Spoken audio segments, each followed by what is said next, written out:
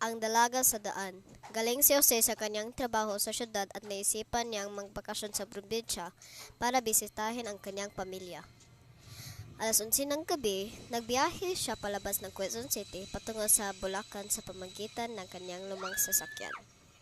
Habang nagbiyahe sa madilim na daan na napapaligiran ng mga malaking punong kahoy, at nakikita siya ng isang dalaga na malapit sa mga punong kahoy habang nakitingin sa sakyan ni Jose. Nakita din ni Jose na ang dalaga ay pumaparas sa kanyang sasakyan. Nagtaka si Jose kung bakit may dalaga sa lugar na iyon sa kalagitnaan ng gabi, habang ito ay nakasuot ng puting na damit at siya ay may mahabang itim na buhok. Naisip niya ang sakaling nawala ang babae sa kanyang direksyon patungo sa kanyang tahanan. Dahil sa madilim na paligid, kaya hininto niya ang sasakyan at binuksan ng pinto ang pasakayin niya ang dalaga. Sumakay ang dalaga at tinanong ni Jose kung saan siya pupunta, pero tahimik ang babae. Na minuto natakot si Jose dahil nakatitig ang babae sa kanya mula sa rearview mirror. Pagkalipas ng ilang oras ay tahimik ang biyahe at ang babae ay nakatitig pa rin sa kanya.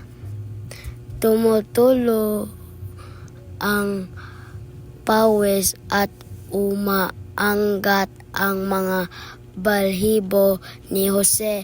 Sa buong oras na kasama niya ang babae, nabasag ang yelo ng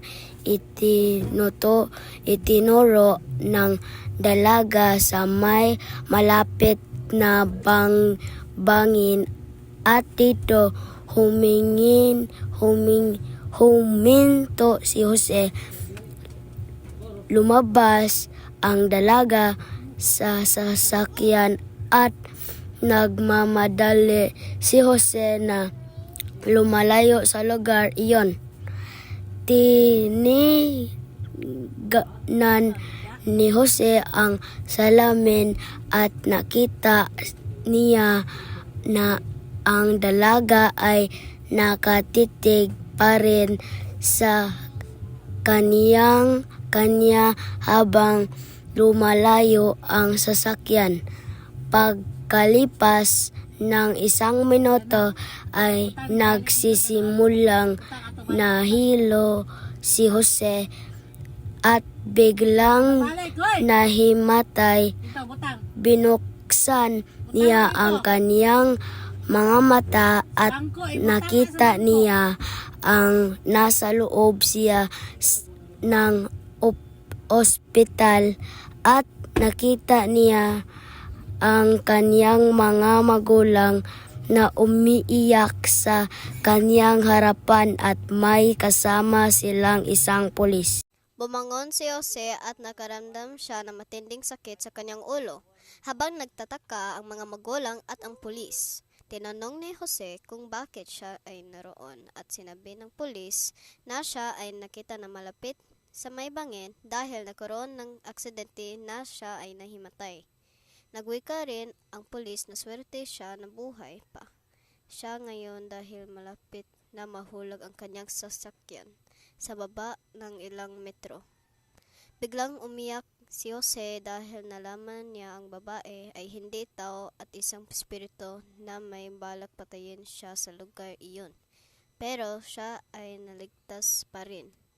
Habang nag-uusap ang kanyang mga magulang sa pulis, ay may nagsasabihin sa loob ng kanyang utak na tumingin siya sa labas ng bintana.